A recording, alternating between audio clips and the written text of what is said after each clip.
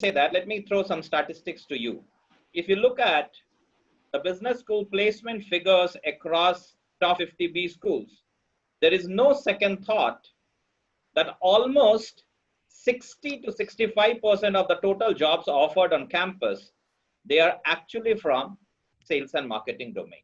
That's my point number one. My point number two is a lot of sales and marketing functions are going to change in the new normal, and the new normal which is going to emerge after the COVID world which is there. Now, why do I say so? Generally, if I talk about the FMCG companies, and Amit and I, we were privileged to spend some time together in Asian Paints before two of us went on the different journey. And when we talk about B2C marketing in specific, or if I talk about feet on street for any of the FMCG companies, what we realize is that with the social distancing norm in place, a lot of things are going to change, because now the frequency with which you will travel, now the frequency with which you will go and meet, all that is going to have an impact and is going to be modified in the world in the post-COVID era. Second, on a lighter note, someone beautifully said that the digitization and technology acceptance, and Ashish is here from Google, I'm pretty sure he will have his own interesting stories to share. The digitization and the technology acceptance, it has been pushed more by COVID than by any of the CEOs, CMOs, CIOs, CTOs, whatever you want to call them. Because now we have realized, and only yesterday, Amit, I'm pretty sure you will be aware more than me that your previous company, it has said that they are going to close their corporate office in Chennai. They have said that they are going to close their corporate office, they are going to close their sales offices. The only offices which they are going to keep is R&D and the factory. Those are going to be the two offices which they are going to keep. So what are the things which are going to change in the new normal? How is technology going to impact? Another interesting thing, and I must share that Amit had a beautiful point the other day when we were just having a small chit chat, is about how are different companies going to collaborate? Is it going to be collaboration? Is it going to be competition, or is it going to be a collaborative competition which is there? How is the business development going to change? We had a lady in one of our previous webinars who looks after the emerging markets except India.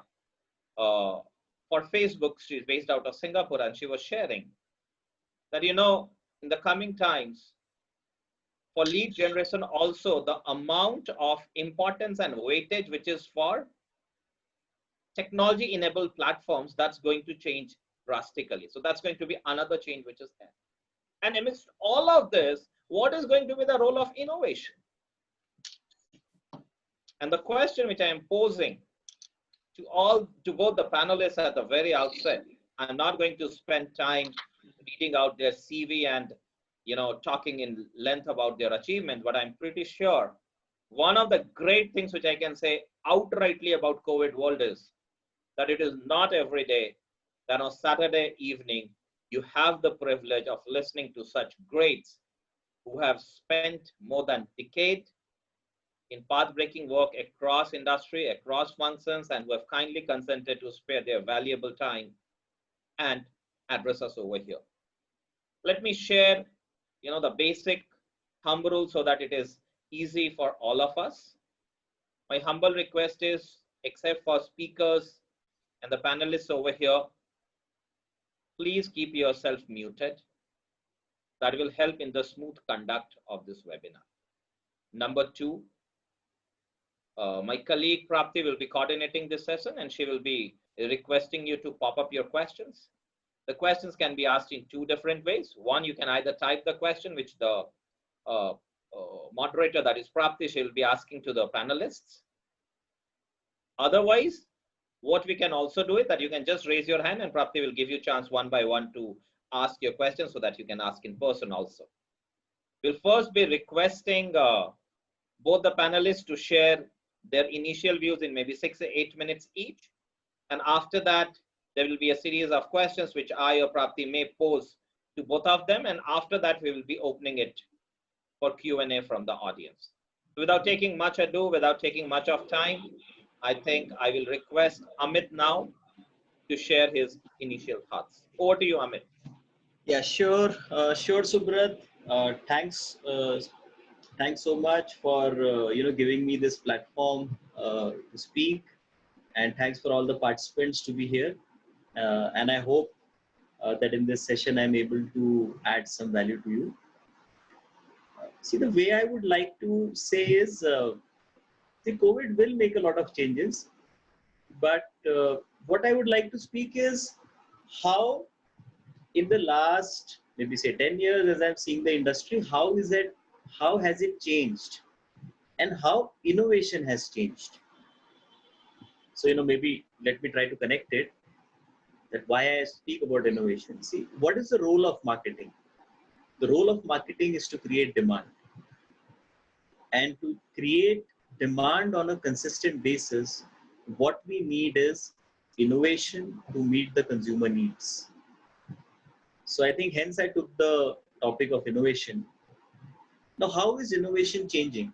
So, we all know how innovation happens. We go to the consumer, empathize with them, understand their pain points, and try to come out with a solution for, their pain points. So that is what innovation is largely.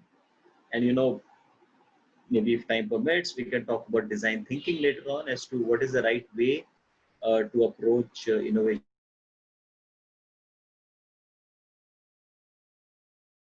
Is the way we do innovation changing? Now, innovation, so to speak, has not any more a forte, or is not any more, confined to the four walls of a company, so to speak. Innovation is now being thought very different. So I have some 4 or 5 headers under which I would like to speak. So the first header is, established companies are investing into startups. So I'll throw a few examples. So Colgate has invested into Bombay Shaving Company. So it is into men's grooming. Marico has invested into Mama Earth. So it is, eco-friendly and safe for kids products. My very own company, Pidilite, has invested into Pepperfry, which is into furniture retailing. It has invested into Home Lane, which is essentially an interior design firm. And there is you all know Big Basket. They have invested into BB Accelerate. So they invest into startups and help them build their brands. So as you would be seeing, you would say Colgate, Marico, such great companies in their own right. Why do they need to invest in the startup? Right. So what is the take for these companies? So what happens is, so for example, Pidilite, if it invests into Pepperfry, it gets the latest technology. So how companies are collaborating with consumers to innovate.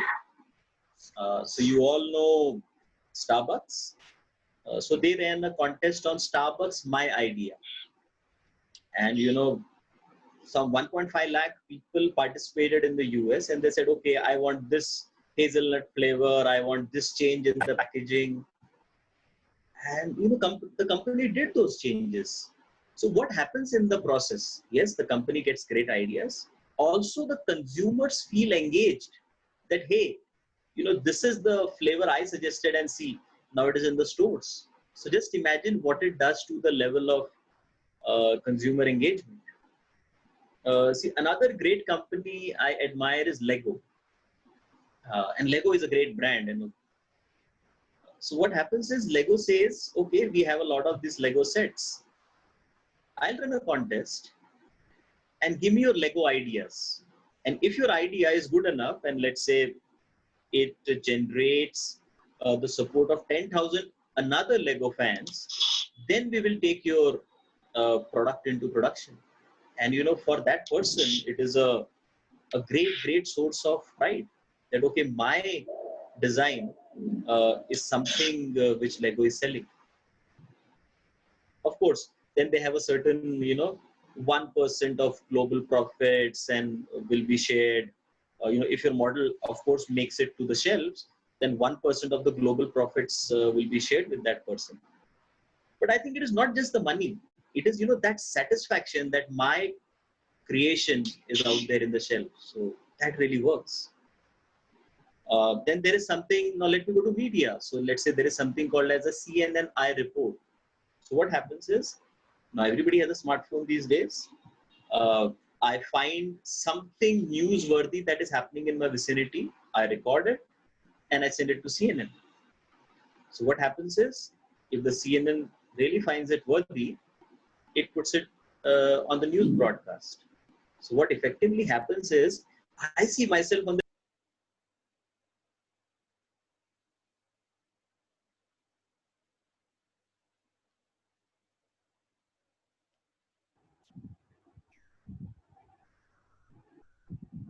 I think Amit sir will be joining shortly. Gagan, can you please check with Amit sir? Okay. Yeah, I think we lost him, the connection. Yes, Yeah. I think we've lost him. Meanwhile, while we continue with Amit sir, when he joins, Ashish sir, if you could take over the discussion. All right. Thank you, Prapti. First of all, thank you, Subrat, for giving me the opportunity, on a Saturday evening to connect with all of you. As I think Subrat mentioned, a great chance to connect with such great folks at a platform like this. And Subrat, once again, thank you for the kind words. It does put me under pressure, with what you just mentioned. I'm humbled and I think honored to be here at this platform. Um, and again, some very great words of wisdom from my college senior, from my friend, Amit, that he just mentioned. I will, sorry. Um, I will today, talk about a little bit more about the adoption and the penetration of technology, into today's world of sales and marketing, and how it has evolved over the last few months, years or so, and what could be the next wave of these things, and equally importantly, very importantly, for this batch, what should this mean for you, and what possibly should you keep an eye out for, right? Now,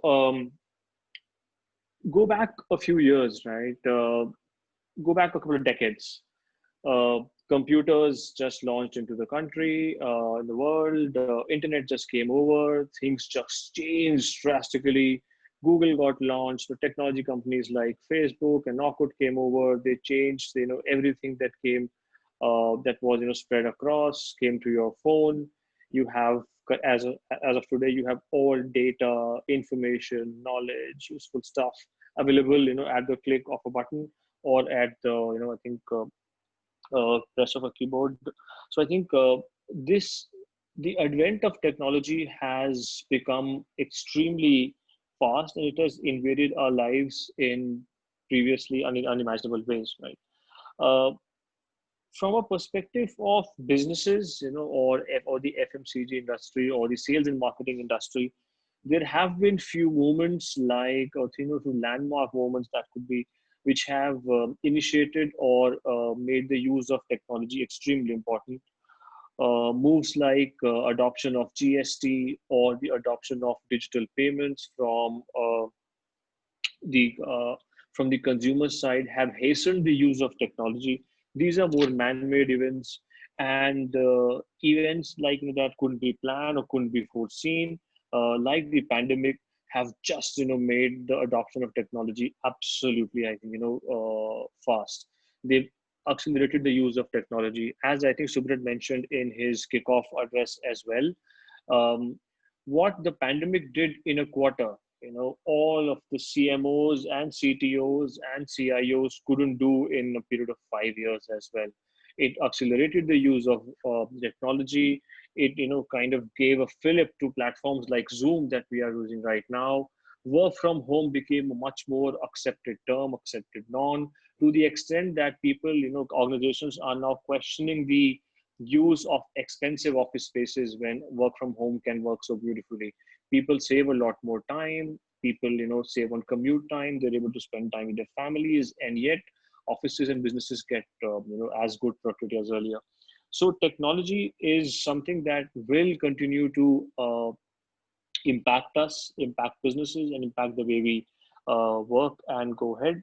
And this is what I think, the next point that I want to touch about is more around businesses and how they stay nimble and agile and can go ahead, right?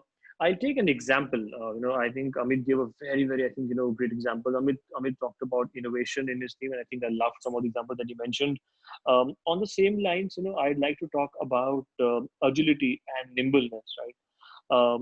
Without taking names, I think you should still be able to guess it, right? I'll talk of a few fitness chains, right? There's a chain of gyms whose name rhymes with Bolt's Gym. I'll not the name. I'll not take the name, but you should know it. And then there's a chain of fitness centers across the country whose name rhymes with Bult. Again, I know. I'm hoping you know what they are, right? Again, so example, Bolt's Gym. Since the pandemic occurred, say 3.5, 4 months ago, was a very, I think, respected brand, centers all over India, nice trainers, great centers, but they weren't agile enough. They weren't nimble enough to adjust to the demands of the consumer, what the consumer was asking, what was the consumer need, and almost was very slow off its tracks. And as of now, you hardly hear of them. There's no talk. They are, as a matter of fact, definitely questioning the spends that they have across, and will have to scramble for a viable financial model as they go ahead. On the other hand, the agility or the nimbleness of a brand, like as I mentioned, rhyming with Bult. The Bult Fitness has really, I think, evolved and taken the entire digital world by storm. They had very nice centers. They had, customized, or they had group workouts, which they've now moved online. You have one-to-one classes, you have online personal training, you have trainers talking to you in a group. They've launched immediate packs, they've launched sale, and they've suddenly become, again, from a very, very short time of a hiatus that they had, they've come back and relaunched and almost reimagined themselves in a more digital avatar.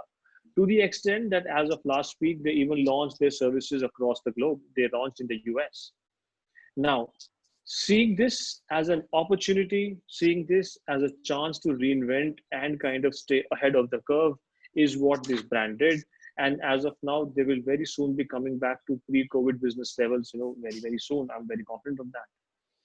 So I think the theme that I want to highlight here is brands or the companies that are able to understand their consumers' need and fulfill things that their consumers demand will always be ahead of the curve, will succeed in situations like this, and will never be, I think, sharply impacted, or I'll say permanently impacted by adverse business situations that definitely will keep occurring across. From a perspective of technology in the specific FMCG or sales and marketing domain, you've seen historically we talked about FMCG brands having a huge fleet of feet on streets, or executives who went to each retail stores, took orders, captured them as I think a basic format as capturing a registrar, going back to distributor offices, punching those orders and getting those delivered, to them having handheld devices. They're taking orders to their stores then and there. Small kirana or retail stores are adopting technology, or are seeing the benefits of technology. They have either standalone devices within themselves, or they have connected devices. And I'm not sure if a lot of you read Jio's, I think plans, or Reliance Jio's plans in this space of linking the kirana stores, with the unified digital platform with devices will go a long way in revolutionizing how kirana looks into the country as we go ahead.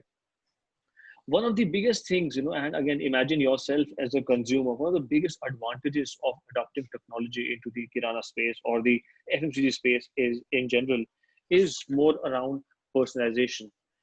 Personalization, not only from a perspective of offers, but perspective, personalization of in terms of, promotions, pricing, everything. To the extent, for example, if you have a retailer and it has a captive area of say 1,000 people in its neighborhood, imagine it giving customized offer to every consumer based on his need, his buying patterns, his price patterns, his average order value. That kind of just increases the engagement that the consumer has with the retailer, and it gives the flexibility to the retailer to plan, run multiple promotions without having to track or keep a finger on each of those. It also is able to revolutionize, inventory replenishment, stock taking, anything. You kind of set benchmarks whenever your order level or inventory level at the store goes below that, it automatically triggers an order to the company, to the distributor, and it immediately gets replenished, right? Now, again, how is this being driven? This is also being driven because consumers, a lot of us as consumers are moving digital, are moving online, right? A lot of us will be using the Siris or the Google Assistants on our phone as of now to make a few tasks on our phone. Tomorrow, as we go ahead to also place orders, or to also use technology even further to kind of just make our lives a lot more easier. You as you go ahead in the next couple of years, you will see trends where people will use their assistants even more to kind of simply say you have smartphones already, you'll have connected devices, you'll have connected refrigerators. The moment the number of eggs in my fridge goes down to 2, please place an order to my nearby retailer and you get replenished automatically. This is the level of technology integration we're talking about, and people who are able to adopt to this technology, people who are able to stay ahead of the curve will be the ones who will succeed, right? So a few trends that I spoke about in today's world, but I think one question that Subrat did still ask us: will this mean that relationship building become any less important? Will the pervasion or adoption of technology mean that we can hide behind our screens or hide behind technology, and that human element or that element of a personal connect become lesser in importance? The answer is a definite no in my sense, and again I'm happy to hear what my colleague Amit thinks about it. But relationship is something that really keeps business going in tricky times, in tough times. Businesses, as I mentioned, will face situations where they'll have ups and downs, they'll have their troughs and crests, and it is those situations, in these situations, relationships definitely come in handy to keep a business handy or to keep a consumer happy. You order from a restaurant. Imagine yourself ordering from a restaurant. You get poor quality food, you get something that you do not want in your food, you get a foreign substance, you raise a complaint, of course you're unhappy. But the way the restaurant reacts, if it kind of gives you a refund, if it gives you a 50% discount on your next order, if it gives you a next order free, it kind of helps build a relationship with you as a customer, which helps you really kind of become a loyal brand ambassador to them as we go ahead. So relationship building or the relationships in business are definitely here to stay. Technology will only, I think, help make our lives easier, help make business planning easier, but I think it can never be able to replace relationship building. Specifically for the group here, people who are about to enter their corporate life or enter the jobs, in this stage, where it might feel, oh my God, did we have to be the batch which had to face the pandemic, right? And are we in the right? I mean, it feels almost unlucky. Why us, right? So I would want you to, and if ever you get time, go and read a little bit more around the 2009 batch of graduates, which came to the work industry right after the financial crisis happened across the world. That year or those few months were very difficult for them, but as of this stage, they really swear by those were the biggest learnings that they had in their career. So what my piece of advice to you as we go ahead, in these times, these are difficult times, these are demanding times, but I think there's a very, famous thing that all of you would have heard, right? When the going gets tough, the tough get going, right? What you can specifically do to kind of stay ahead of the curve, as I spoke about, right? Be aware of the latest technologies in the domain. Read up, absolutely important. explore online courses, spend time on upskilling yourself. There are tons of courses at this stage. A lot of the premium content is either available free or at a very significantly discounted price. Read up on that. You, with this knowledge that you'll build up now, will go a long way in your career as you go ahead. There are lots of technologies which you would have learned a little bit about in your own career or in your own colleges and in courses. You know, the buzzwords like AI, artificial intelligence, machine learning, they are things, you know, here to stay. They are part of our lives already. Read up about this, how these can transform businesses and the way consumers shop ahead. And I think this will definitely, I think, help you go ahead. So in the end, I think I just want to wrap it up by saying, should you be worried? Absolutely no. Should you be agile? Definitely. Should you be Gold's Gym? No. Should you be bulk? Yes. That's it from my side. Thank you so much. I'll take any questions that are there now or later. Thank you, sir. We've requested participants to share their questions in the chat window. And Sure. Once Amit sir is done with and actually continues with what he was sharing about innovation at workplaces and how workplaces are redefining themselves and around that. So meanwhile, participants can drop their questions to us also or to everyone so that everybody can see. I have got some questions that have been directed to me. So I'll be asking them across. Meanwhile, Amit sir, we would like you to continue. Sure. So I think sorry for the technical glitch. Okay. So I think where I was collaborating with consumers, and I spoke about CNN report. See, again, Wikipedia, you know, it is one so very unique platform where, you know, consumers across the globe collaborate to write content. What are they getting out of it? You know, are they really making money out of it? No.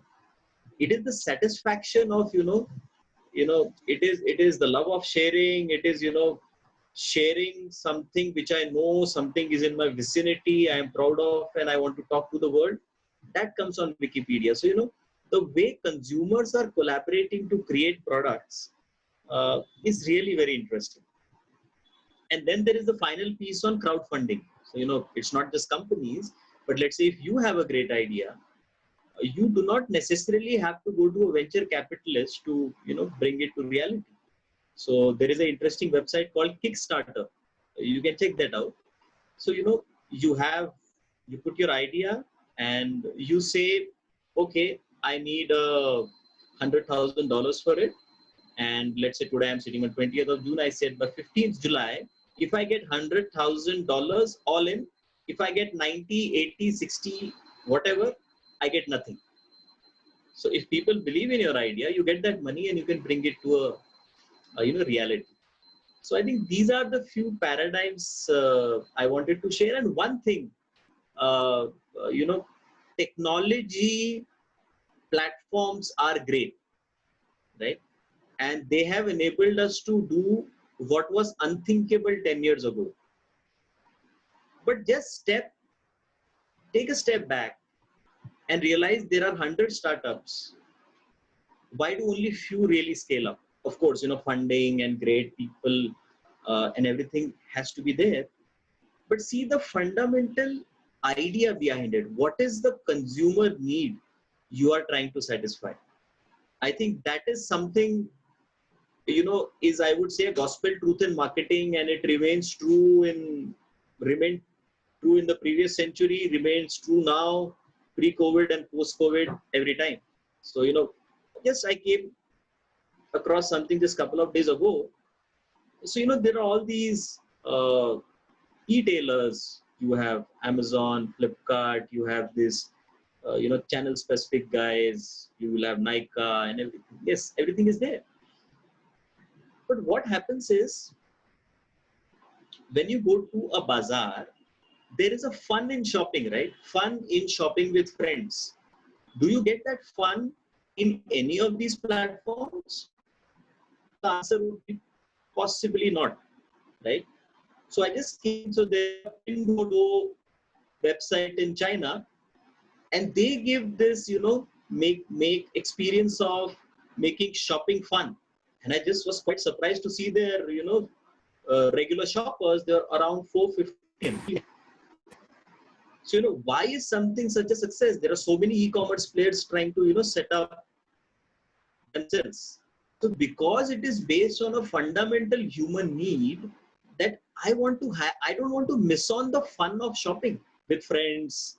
I suggest something, my friend recommends it and likes it and build on it and that thing. So always try to get the fundamental need that you need to satisfy. I think once you get that, I think then it becomes very simple from there. So I think with this, at least I'll stop for now and we can have the discussions. All right. Thank you, sir. Thank you so much. Amit, sir, you spoke extensively about innovation. And but I would like you to put yourself in shoes of someone who is just going to enter corporate life, who probably has no prior experience, and who is targeting a sales and marketing profile.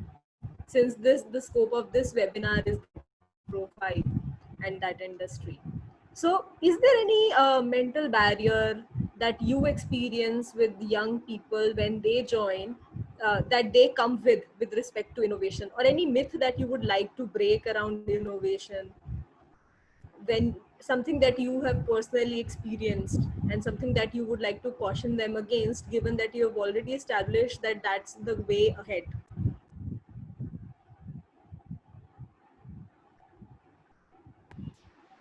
So I think in my career, I have launched a lot of products and I'll have to say more have failed than succeeded. Few have. But there is a pattern I see in that. When I came into marketing, I always used to think that, okay, it's a great idea. I feel convinced about it and we should launch it. And let me launch 10 ideas, maybe one will succeed. So I think that was the old world thinking of marketing. So what I learned the hard way is, okay, I am very excited about the idea. Let me go out and test it with the consumers, right? So for every product, so as we say in marketing, you have to create a concept card, and a concept card starts with an insight. An insight is a pain point of the consumer, which the consumer resonates with. When you read out the insight, the consumer should say, oh, yes, I relate to this problem. And once that happens, and you give the solution with the reason to believe that this is why you should believe me, I think those are products that are successful. It is not those products which, okay, I feel I am excited about and it should work. Unfortunately, it doesn't work that way. So I think that has been the biggest learning for me as I have moved through my marketing career. All right. I hope that answers your question. Right, sir. Meanwhile, if participants have any question, while you've posted them in chat box, if you'd like to personally ask also, you can raise your hand and we'll be unmuting you and allowing you to ask your question. Ashish sir, coming to you, there is a question by Samrat. He has asked, in the recent future, do you feel there will be an increased push in marketing communications to usual primary focus on pushing sales? Thank you, Prapti. Yeah, I just read through that. So I think first of all, I'd like to congratulate people who have, I think, expressed the desire to ask questions. And I really appreciate that. I think all of us can definitely learn from that. So thank you so much for asking this. My view on this is slightly different, right? While of course, it may seem that a company's main objective could be to drive sales. I always believe, that a compelling marketing narrative and I think, sales being driven always go hand in hand, right? So it is to view them as, they will focus on marketing communication now because sales will either, be difficult or it will be difficult to drive sales offline is slightly different, because both of these, a very compelling and a powerful marketing narrative or your communication is absolutely always essential to drive, successful sales of a product or a concept or any, I think industry. So what companies will need to do, as I mentioned in my, I think, bit as well, is be aware of what their consumers are moving to or what the consumers' needs and preferences are moving to, which would then have to tweak or modify their marketing and communication strategies to be in line with what their consumers need or what their consumers are, which can then help them, I think, again, garner better sales or better share overall. Of course, if it's something that specifically adheres to physical sales, or talks about, I think, like for example, consumers flying, that definitely has come down, or traveling for vacations, that definitely has come down. The communication will have to be tweaked to be in line with what the consumers need. They will definitely come back sooner or later. So, I mean, viewing them as different is I think slightly difficult. Totally makes sense. Sir, this question is for both of you. And Prapti, just a second, if I may interrupt. So, the previous, what I said, I think I would like to justify, maybe elaborate with an example. So we spoke that, an innovation has to be backed with a consumer need. So for example, Right. one of the biggest marketing failures of our times has been the Tata Nano. All due respect to Tata, but Right. Nano has been a failure, right? Because, the moment you hear about it, okay, a car in 1 lakh should do well. People, when it was launched, people started thinking, does India really have the infrastructure? We'll have so many Nanos on the road, but it didn't work, right? Why it didn't work? Because a consumer in India, especially, car is equated to a status need, that I have, arrived in life in a way, and that is what I need from a car. I don't really want a car which is upon people, right? So it did not work. And in the recent times, what has been a big success in cars, I will not say a brand, but I'll rather say category, SUVs. So the time when your Mahindras were there, but the Creta world came in, and now you have and Kias, all that. They're really doing so well. They are far expensive, maybe with the same engine as the sedan, but they are doing well. Why? Because it is based in a consumer need, that I want that bigger car. That kind of speaks about, my status. Uh, of course, I don't know how many people do off-roading with it, but it gives me that feeling that it's a big car. It kind of reflects my success in life. So, that is what I would urge all of you to think about. So yes, Prapti, over to you. Thank you, sir. So while you are on automobiles as an industry, there is a question around it. So I would like to kind of rephrase the question. And, so someone has asked about contactless sales. I think that's already pretty much, we are already there. At the same time, there are industries where so is not the norm yet.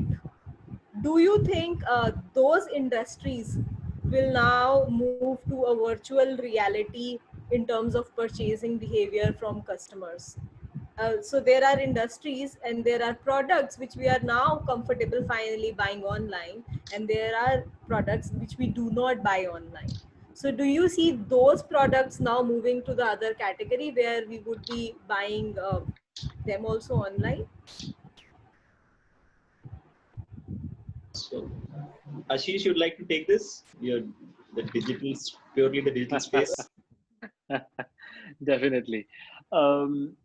So again, Prapti, from a perspective of consumers, again, moving online, and some businesses that have either been traditionally offline or traditionally offline heavy, or have desisted from making the offline online move, right?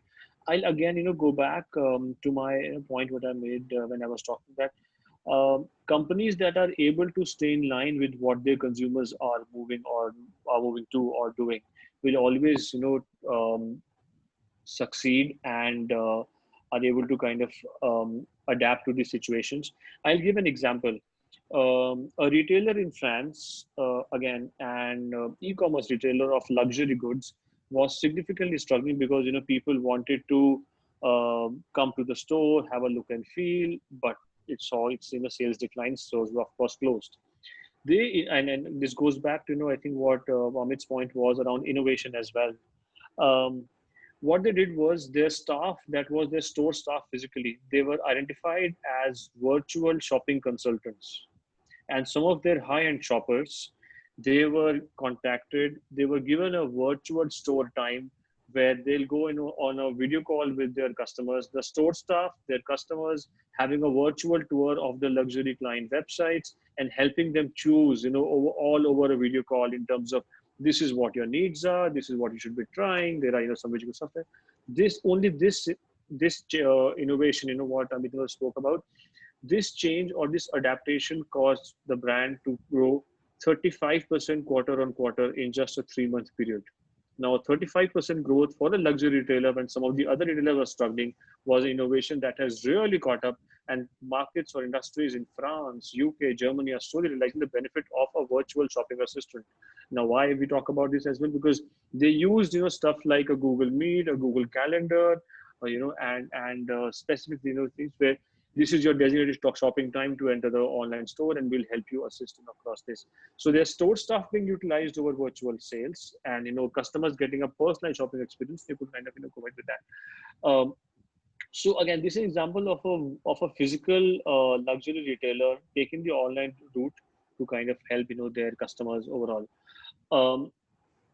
To answer your question, I think further in terms of will we see some businesses definitely taking the online route now, which possibly weren't? Yes, I think definitely, as you, again, one example that all of us could be seeing, they may not be in terms of sales, but in the way we work, right?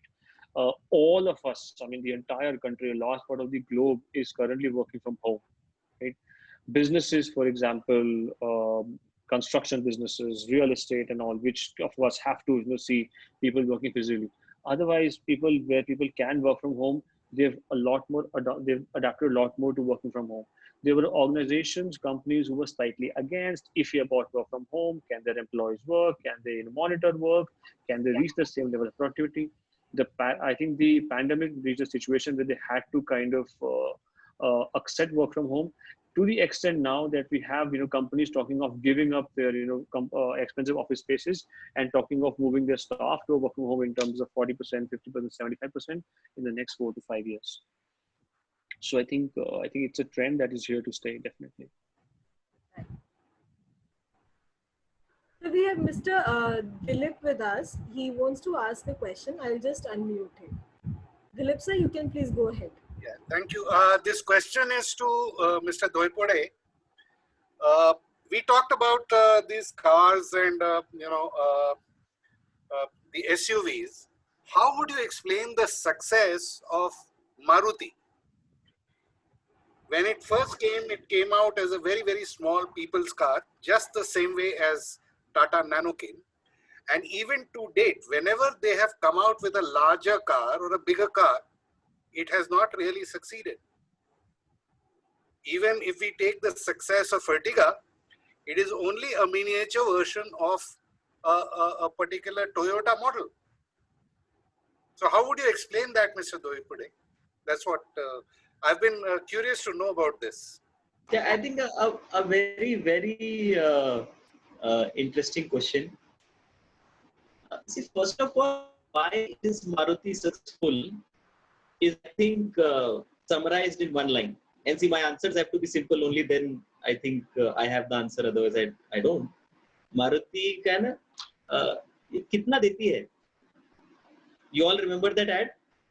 Yes, but देती कितना है? So let me build on it. Okay. Let me build on it.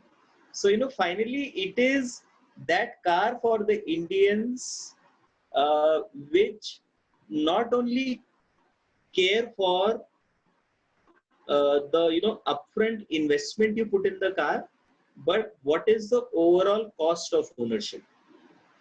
And cost of ownership has two important components: what is the fuel consumption and what is the maintenance cost.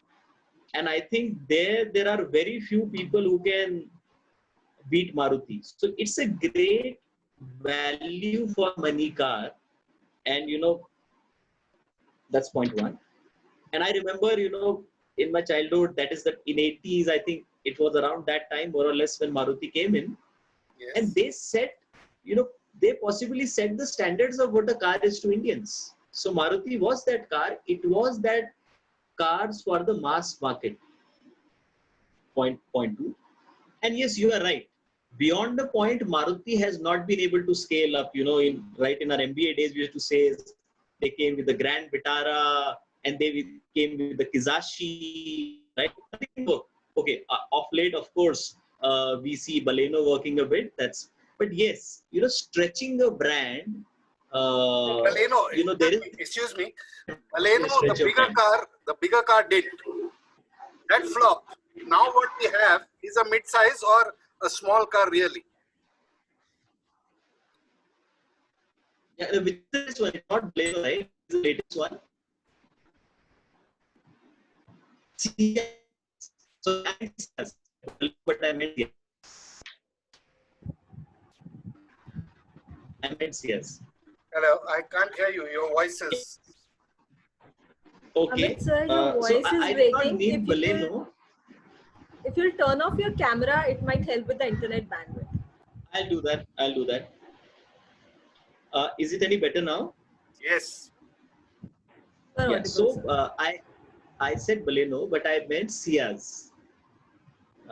So Mr. Dilip, does it kind of resonate, or you have some other point of view you can share? I don't know. I'm not too fully convinced. I have been trying to find this answer because like the first explanation, the point number one that you made were all those features that Tata Nano played up. The second point you made also had everything was there in Tata Nano. Okay. And the third point, third point was discussing Maruti in any case. So there you are. So it's a very confusing thing. Yeah. I think if I could just add one point, and feel free to disagree or challenge me, sir. I think Maruti has done very well in segments possibly where the value for money factor stands extremely important for consumers, which is possibly the entry segment or the mid segment, possibly where value for money scores higher than possibly status or looks or style or the luxury value. The moment which if you were to ask me to put a rupee value to it, possibly the 7-8 lakhish or 9-10 lakhish point of view price bracket. The moment you kind of cross that, I think the value for money, of course, stays as a factor, but then the status, the features, the luxury element, or the, if I could call that, the swag value of the car also matters, where Maruti doesn't, I think, have as strong a connect as some of the other, cars from the Hyundai stable or even the Honda stable, where I think and that's why, the Honda Cities or the Hyundai Cretas or the Kia Seltos or recently the MG Hectors, have done extremely well. And that's why I think it was my point of view. And again, feel free to disagree. Okay. So Ashish, the first point. Just 1 minute, Mr. Dilip, if I may just add a bit. I have a couple of just points to make over here. I have been listening to what the discussion has been going on. The only thing which I will share is that the question about that, why Tata failed and everything. I have worked very closely on various assignments with Maruti and also for a couple of assignments with Tata Motors, especially in their Pannagar plant, which is there. One perspective which I would like to share, and that is what Maruti, if you remember even the earlier ads of Maruti, they always talked about their reach. One prime reason why Tata Motors has not been able to make the mark is also because of their after-sales service. And if I give you the simple example, it's a friend of mine who works in Honda, and he said that Honda, if I'm not wrong, 3 or 4 years ago, mandated everyone above a certain hierarchy it is must for them to buy a Honda car. He said the entire paperwork took him 15 days. And then he wanted to buy a Maruti car for his parents in Lucknow. He said, I went by Shatabdi, all the paperwork was done. I could complete and I can return back the same day by Shatabdi. I'm just trying to highlight that apart from many other things, which all of you have discussed, it is also about the after-sales service, which played a big role in the success of Maruti. And all of us will remember that ad. No matter where you go, you are never far away from a Maruti service station. Now, that has been always one thing which has worked in favor of Maruti. So, Prapti, what would be any other questions which you want to put across? If they have come in Yes. person to you? Yeah, and just one point, and I don't want Yeah, please. just Please, quick Amit, point. go ahead.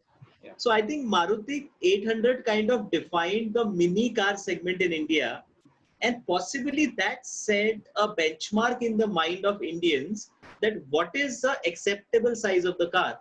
Below that, you go to the micro segment and you see Nano, or you see even the Hyundai Eon didn't work. So possibly that's my thought, that below that the Indian consumer did not accept.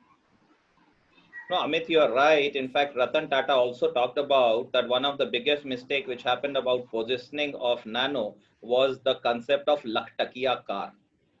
You know, that the car of 1 lakh, which is there, because in India, we also need to understand that, cars have also been, related to a status symbol. And when it was not about the most efficient. The moment you come to it is the cheapest car, it is the Laktakia car.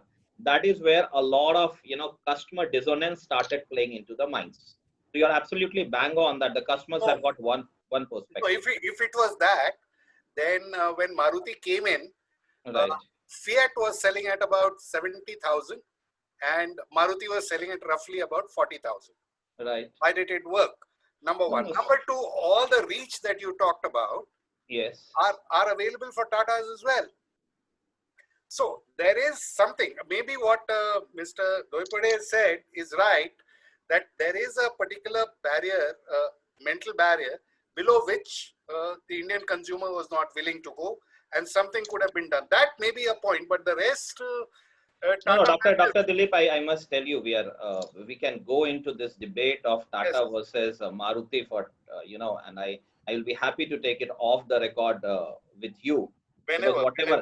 So because whatever I have shared, it's not about that, I felt I have worked with those companies and that was the reason for my sharing this. So let's keep it for off the record. Sure. If I move for the next question, over to you, Prapti. What is the next question you'd like to pop up? Go ahead.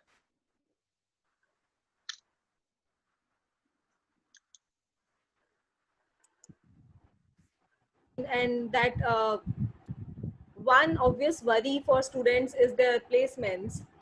If Amit sir and Ashish sir were to put themselves in the recruiter's shoes, is there any change in expectations that you see for yourself when they come for a sales profile?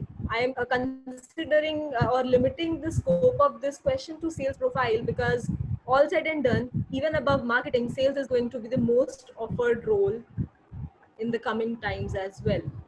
So when is there any shift in expectations from recruiters that student can expect when you talk about judging or evaluating candidates' knowledge, skill, and attitude in an interview or in an overall profile? Okay, so if I have to sum up, I will just simply put it that in the present time compared to last year, what would be 2 or 3 changes in the expectations for the sales profile, which the recruiters will look. So I come to you first, Ashish. All right. So I think definitely, folks, I think we'd be dreaming or living in a fallacy world if we say that things will be similar and there'll be no changes. The one thing that definitely we see as a big change is, at least in the short term, companies hiring only for, I think, critical skills or filling up only critical roles, and expansion plans being scrutinized across. What this means for us, as students, or for us as possible sales jobs aspirants in big companies, is that if there were, I think 100 sales jobs earlier, there might be fewer jobs overall, which means a little more competition for the same number of roles. But again, if I were to look at it, this next few months will definitely feel slightly tough, slightly demanding on us, as maybe there'll be a lot more interviews, a lot more maybe possible delays. Confirmed offers may get possibly delayed, in a few cases even rescinded, which might be unfortunate. Well, then, one piece of advice to this group will be the learnings that you will gain, in this situation or in these times will be massive and will stay with you for all of your 35, 40 years of a career that lies ahead of you, right? Do not give up. Keep trying. Use the online route to connect with people. The good part about, work from home as well is people do have a lot of time. People are craving that face to or that human connect. Reach out to your network, build your network, and you never know, when the next opportunity for you will come up. Yeah, so Subrat, yeah, I like to add. And see, guys, I'll also tell you the source. This I'm picking from the book CEO Factory. As to what you look in a candidate, and I'm more a believer that a lot of things stay the same. It is a JDIC framework. So J is judgment, D is drive, I is influence, and C is character. Right. So what do you mean by judgment? It is your analytical, conceptual ability, right? What is drive? As to how driven you are to get your work done. And what is influence? That, in a lot of roles, you cannot just ask the other person to do it. At some point of time, life stops to be a teacher and a student relationship, and you have to influence people to get your work done. And finally, it is the character, right? So now, see, with this framework, now you yourselves are well qualified to tell in this scenario what will change. So rightly, Ashish said, yes, jobs will be, people will be very cautious before hiring. Yes, so the competition increases, but what will change? So I think what companies will be really looking for in terms of judgment, are you able to pick the changes in the consumer behavior and the trade behavior, right? Are you thinking the same old, or are you able to think that how is the consumer changing? So that is what I would look in judgment. In drive, I'd really want a very different level of drive, because I see the next 1, 2, 3 years very tough. So I want to see the drive in the person. If option A does not work, I try option B, and I keep on trying options till I succeed. Influence remains very important. And character, I think it's an ageless parameter, which is, any great company will look for.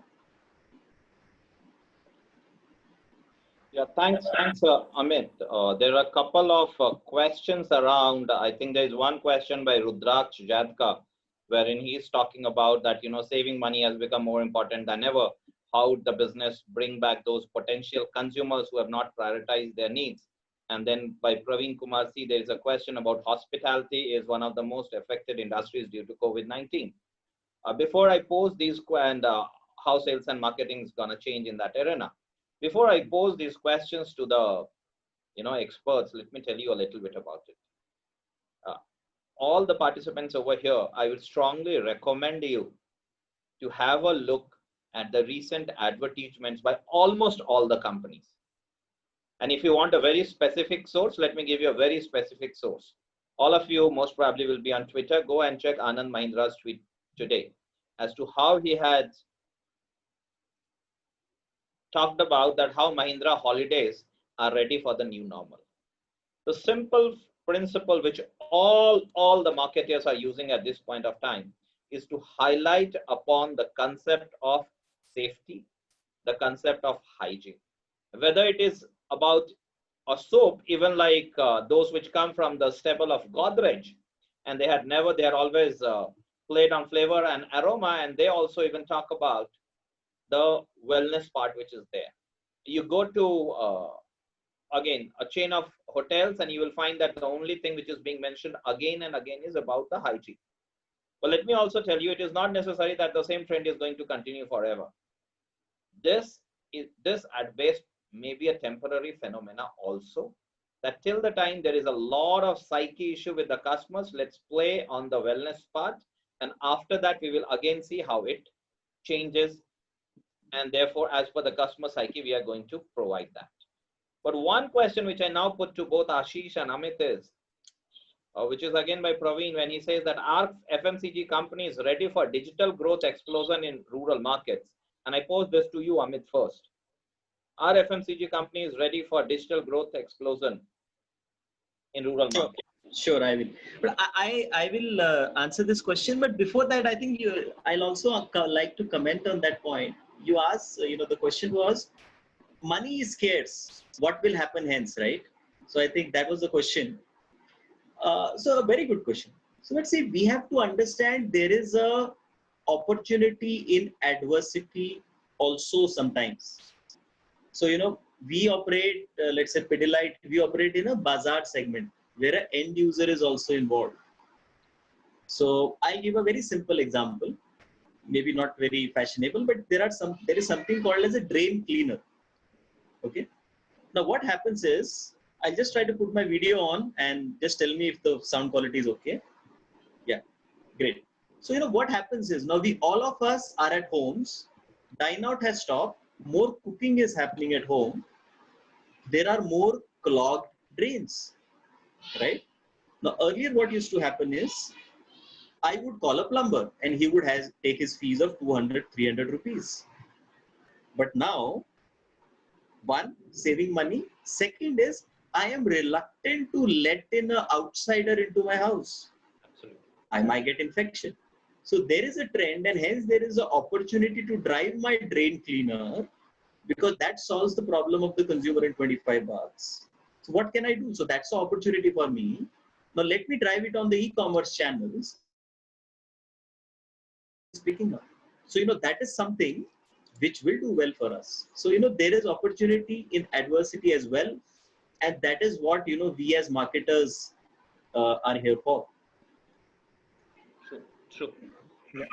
And Amit, next, the FMCG companies Right, the rural right, markets, this stuff. Sure. So I'll start, and maybe Ashish can really build with the data on it.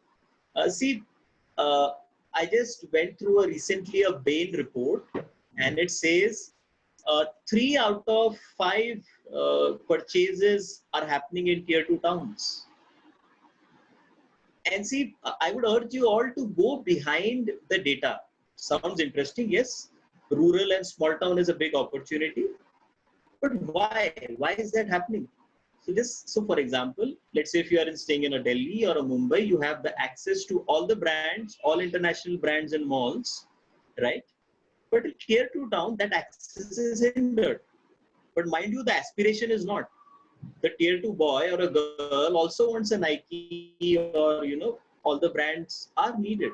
So hence, you have this whole thrust of e-commerce which is happening in this town. So I think that is the underlying phenomenon that is driving. And what FMCG companies are doing, I'll come to that one step later, how actually e-commerce is trying to address the rural markets. So, I went to a very, very small town, 10,000-12,000 town. There is a lot of assisted e-commerce over there. So you might be knowing what it is. So you have a shopkeeper. So you go to a shopkeeper, he will show you a catalog, you pick the product, the e-com company delivers to him, you pick it from him, right? Because the e-com company also does not have the last mile delivery capabilities in those villages and small towns. So that is how people are answering it. And the moment, so largely in FMCG companies, we will not set up our own e-com channels, right? We will go through the players which are there. And yes, then our media plans have to reflect rural well. And with all Ashish, Google is an expert in giving you targeted reach. And, we can reach the town we want. But yes, then as marketers, it is very important that we pitch the right price point in the right pop strata.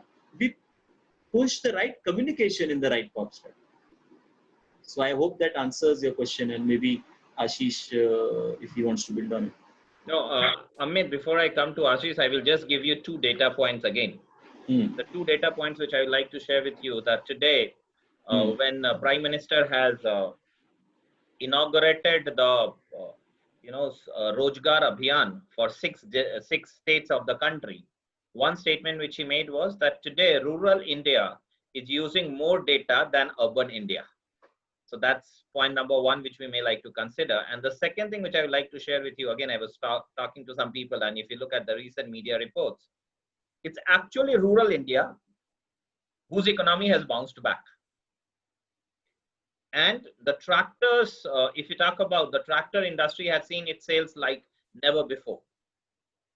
And with a good and normal monsoon predicted, what experts are feeling that the biggest savior for the economy this year and the distress this year will be that agriculture is going to remain buoyant, and that will be a great saver for the economy. So these were just a couple of data points before I thought I will come to Ashish. Over to you, Ashish. Right. Yeah.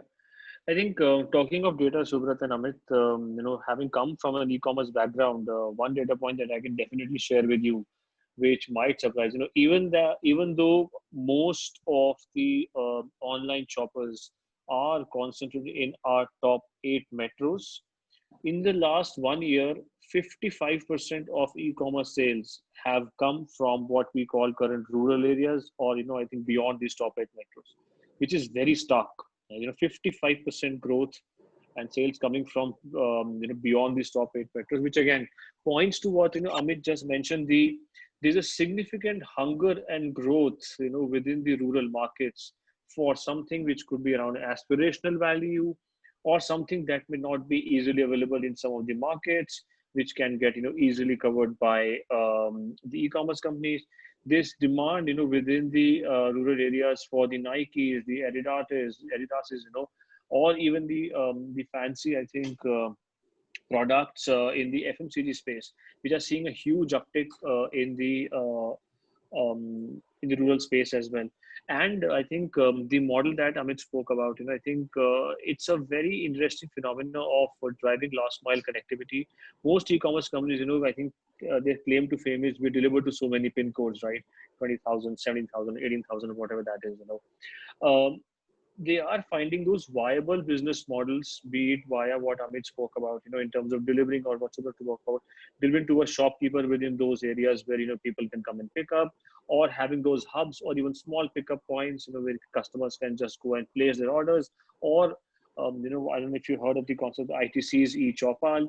These initiatives or these are growth avenues or growth engine drivers for e-commerce players beyond the already saturated and extremely competitive metros or top 8 markets. So the trend again is here to stay, and I think people are looking at the rural area, as we mentioned this year, for growth and profitability. In fact, Ashish, on a lighter note, if I share a couple of other data points, it's controversial right now to even talk about TikTok, given the current sentiments which are there. But the point which I want to highlight is that what we also need to understand and appreciate, that because of social media, nowadays, anything which is happening in any part of the world, that is reaching rural area also at the click of a mouse. Earlier, that, awareness was not available. And again, I will give you a very, charged political statement, which Mulayam Singh Yadav made after Samajwadi Party lost the UP election. And he had told his son, Akhilesh Yadav, who was the incumbent chief minister, he said, you are responsible for our loss. And he said, and why is that? He said, you distributed laptops free of cost to all the rural area students. They could see everything on media, what BJP wanted to show. And BJP was high on the media presence, and that is why they took away the benefit. So therefore, what we also need to appreciate that almost 550,000 villages in the country today, which account for 80 crore of population. Earlier, there was an information asymmetry. It was not only about money, it was about lack of information. With social media here, since that lack of asymmetric information that is gone, they are also aware of that. And that is where I would not be surprised that if in the coming times we see, and let's also not forget that the cost of living in those rural areas, and at least beyond those 8 towns, is much lower than what it is in 8 towns. So we will have a higher disposable income. And that is why all of us would not be surprised if we see that a lot of demand is being driven from those economies. Just the last couple of questions from both of you, and then we may wrap up this discussion. If I come to you, Ashish, and maybe my apology if you have already shared your views about it earlier. But if I say, there's a lot of talk about upskilling. If I just ask you a pointed questions, tell me 2 skills which are irrelevant today. We all talk about what is relevant. Let me ask you a very pointed question. What are the 2 skills which are irrelevant today? And then I will come to Amit. Okay, that's a good question, and that does put me, on a spot. From a perspective of any skills that could be possibly, I think, irrelevant in today's times. Give me a moment to think, and I just want to give a little thought to kind of before I answer the question. Amit, we can go with you whenever you are ready. Yeah, Amit, I feel free to step in, in terms of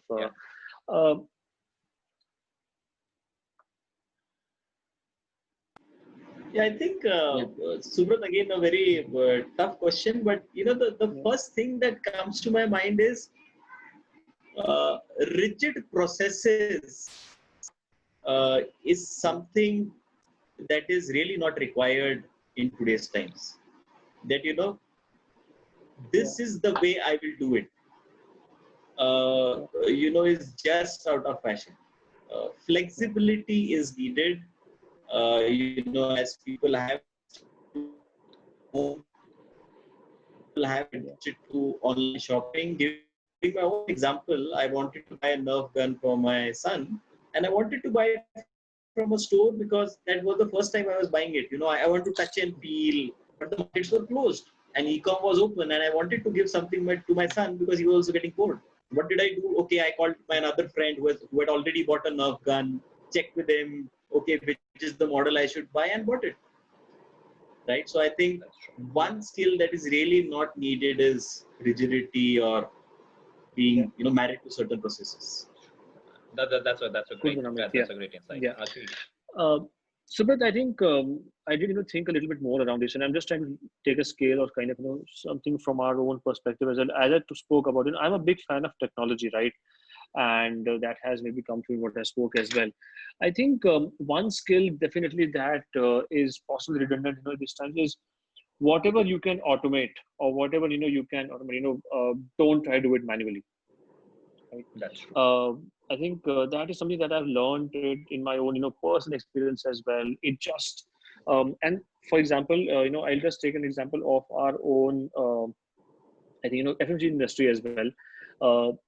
This was, I think, when I was just starting my career and I was doing more management training stint, the sales executives were still taking orders, on registers, going and taking personal physical orders, this much of, whatever, of, if I was a Dabur kind of employee, this much of sanitizer, this much of, sanitary stuff, this much of stuff around biscuits, and this much of stuff around stuff on that, all taken on a register. The moment the staff, started having handheld kits in hand, the stuff became so much easier. They could just take an order then and there, it punch it on the screen and their system, and it goes to the distributor immediately. So time being saved, no orders being missed, and I think no records need to be kept. I think just ensure that this became so easy that whatever you could do to automate stuff, don't do it manually. So I think that's one thing that I would want to put here. Now there's a question by Prakash that amid tensions prevailing between India and China, what are the growth opportunities for companies in spite of this situation? Is India prepared for a situation like this?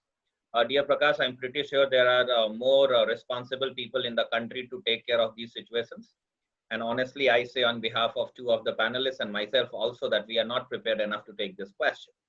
So I will let it pass. But yes, the only thing which I can say that a lot of panelists in earlier webinars have also shared that flight of capital from China to India is going to happen. The time frame may be longer than what we wish or fantasize.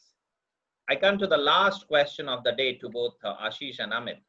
And my question is the future going to be of generalists or specialists? The future sales and marketing leaders, will the companies value the specialists more or they will value the generalists more? Amit, this time I will come first to you. Yeah. Okay. A very interesting question. And I would maybe try to put it in first ourselves in the shoes of a professional. That's it. First, you have to be good in something to rise up the corporate ladder. So if you are a sales specialist, or if you're a marketing specialist, or you're a technology specialist, you have to be good there. See, because I'll tell you the fundamental that if you are working in any superior subordinate relationship, if you have to command the respect of your team and you have to really, you want them to look up to you and follow you, you should have a source of respect, right?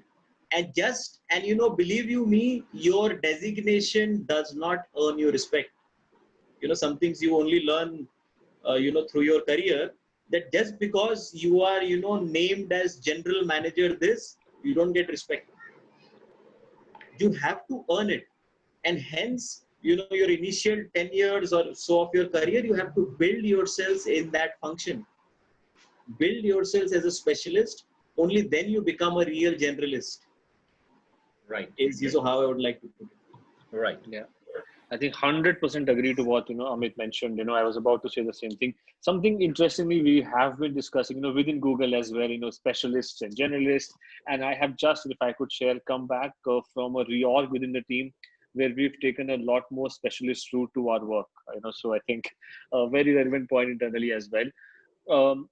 Just to build on what Amit mentioned, it is extremely important to command expertise or go deeper on any one field or area of interest that you like to do or you're working on, so that you come to be known as the expert on that, the go-to person on that. Your people start knowing you beyond what your designation or your role says about.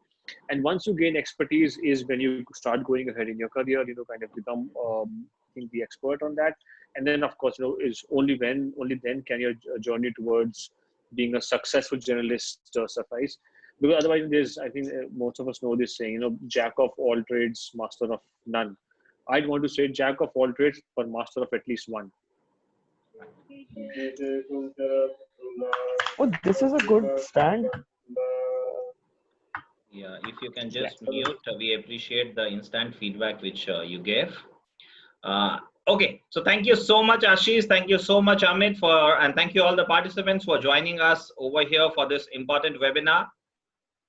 Just an important thing to share that next week we are having another webinar which is talking about emerging paradigm in finance domain, and that will be the last of the webinar which People Labs will be doing, because post that we move from webinar to master class, and the first master class will be done on digital marketing, which we are planning in the second week of July. So next week is going to be the last webinar of the series. That will be the 11th one. As is the customer and tradition over here, may I request all the participants to virtually give a big round of applause for both the panelists for sparing their time and sharing their important and insightful views. Can we have the round of applause? And I think I should thank all. I think it was a very engaging and very interesting discussion for me, and hope we could add some value to you as a panel. Yeah, I'm sure about it. Thank you so much, Amit. Thank you so much, Ashish. Thank you. Thank you everyone for joining. Thank you so much. Thanks, Subrat. Thanks, PRAPTI. Thanks, man. Thank you. Bye.